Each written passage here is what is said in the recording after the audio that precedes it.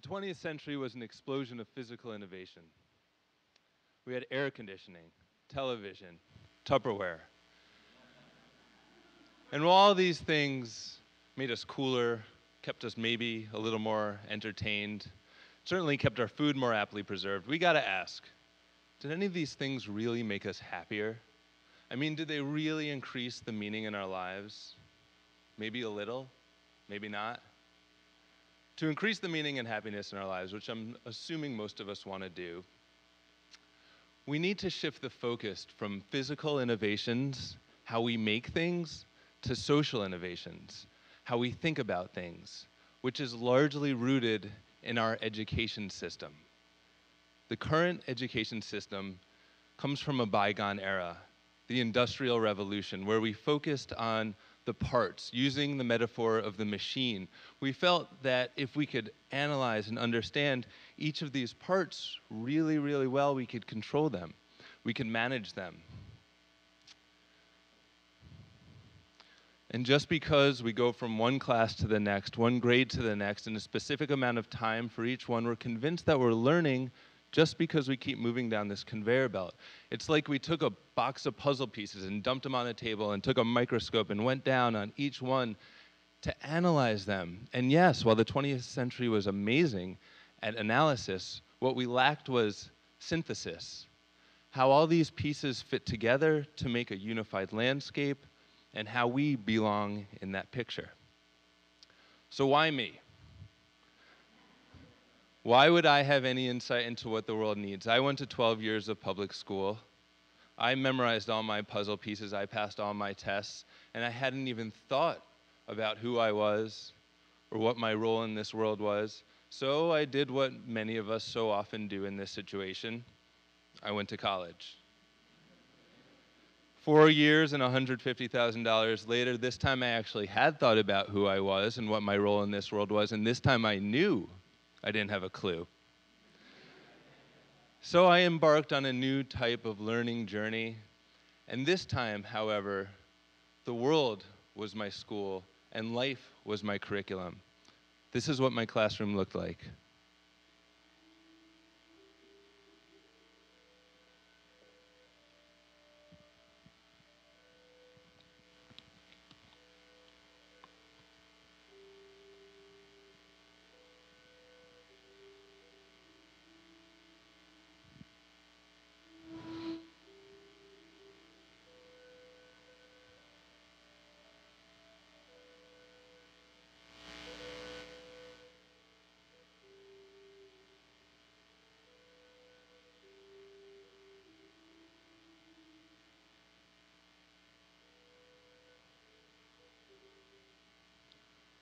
On the Blackfoot Reservation in Montana, I was invited to a sweat lodge. Sweat lodge is essentially a ceremony where we honor our relationships to one another, to nature, to our ancestors. It was here that I learned that I belonged to something much greater than just myself. I got caught in a flash flood in Maui. I spent 6 hours hanging onto the side of a cliff, letting the water subside.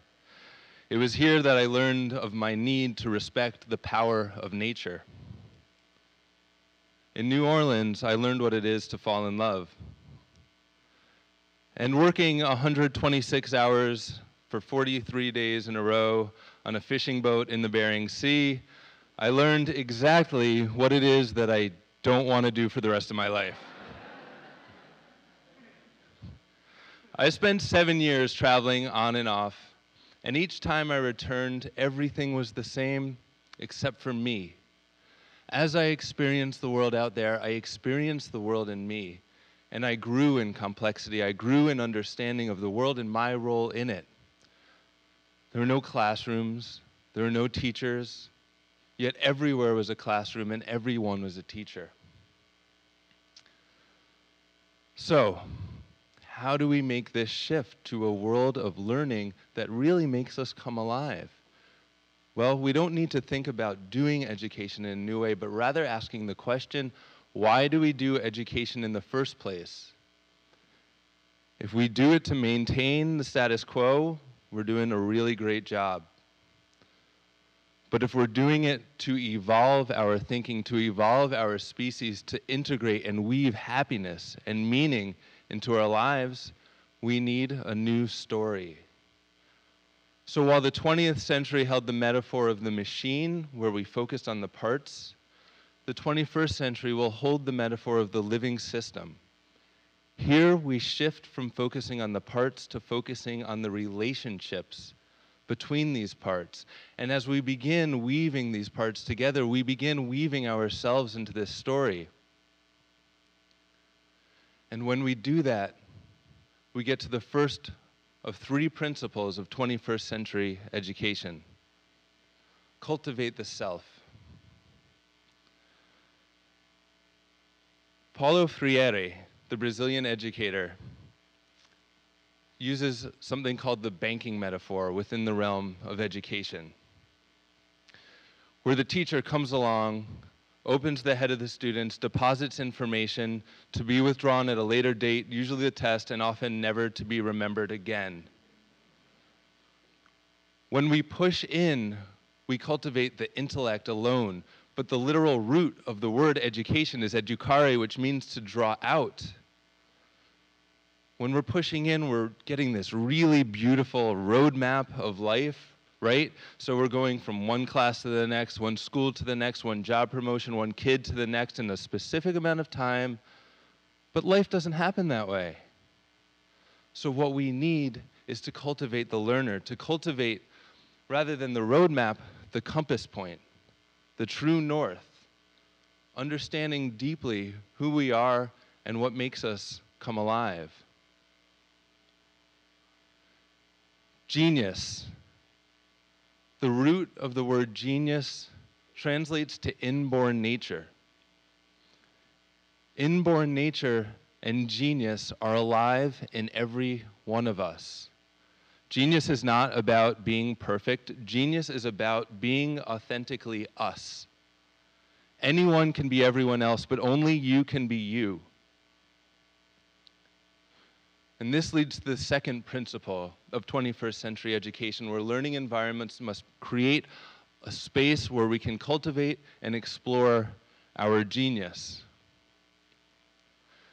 When we do this, and we come from this place, we're pulled to learn, pulled to explore, pulled to be creative. The genius is inside us, and the education draws it out. This is why Freire's banking metaphor, when realized, is so dangerous. Not because it makes us all memorize facts that we often don't care about, but because it robs the learner of the dance, of becoming authentically us. It puts us all dancing the polka, when maybe we want a tango, or salsa, or breakdance, or maybe we're called to do all of these. Yes, at times the education environment must lead, but it also must know when to follow. I want to tell you a story about 15-year-old Lua Bay. Lua lives in Providence and had one of those beautiful entrepreneurial moments where you connect the old dots in a new way. On one of her walks to school, she realized 3 things. 1, a homeless problem in Providence. 2, a lot of abandoned buildings. And 3, a lot of these buildings had graffiti all over them.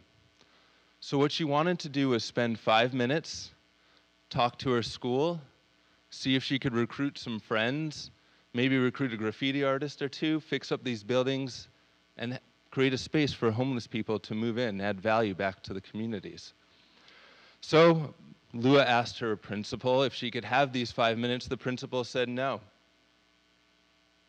The principal said, "No, Lua, that would take valuable time away from when the other students could be learning." Imagine if instead we said yes.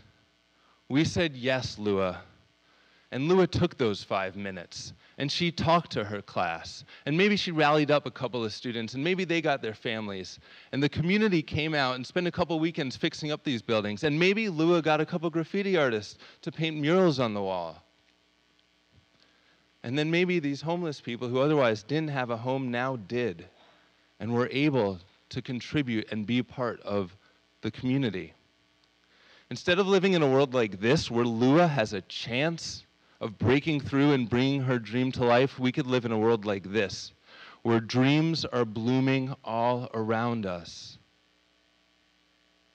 It's this spirit that Lua has that we so often deaden. It's this spirit that we need to embrace as we step into the future. So, what do we do about it? Well, here's where we steal a page from the 20th century playbook. How did physical innovation create a new world? It didn't fight against the existing model. It just imagined and created a better way that inspired other people to step into it. Henry Ford didn't create a law that made riding horses illegal. He just invented the car. Steve Jobs and Woz, they didn't go around blowing up all the factories that produce CD players. They just invented the iPod. So is it possible to hack the system of education? It's not only possible, it's happening. This is Mycelium. Mycelium is a learning lab that I'm developing with a couple of truly brilliant people. It's a place designed essentially for people to come alive, understand their authentic self, and create from that place of genius, which is the third principle of 21st century education. But Mycelium is just one young flower in a field of learning that's blooming across the world. There are tens of thousands of us working on these new models that make learning truly come alive. But this is only part of the solution. The other part is in here, with us. I want you to think about this. Who is a Lua in your life? A friend, a parent, a daughter? How can you say yes to them? And more importantly, what are your dreams? And how can you step into them? Because I promise you, if you do, one day, many years from now, when you're lying on your deathbed, this is one decision you will never regret. Thank you.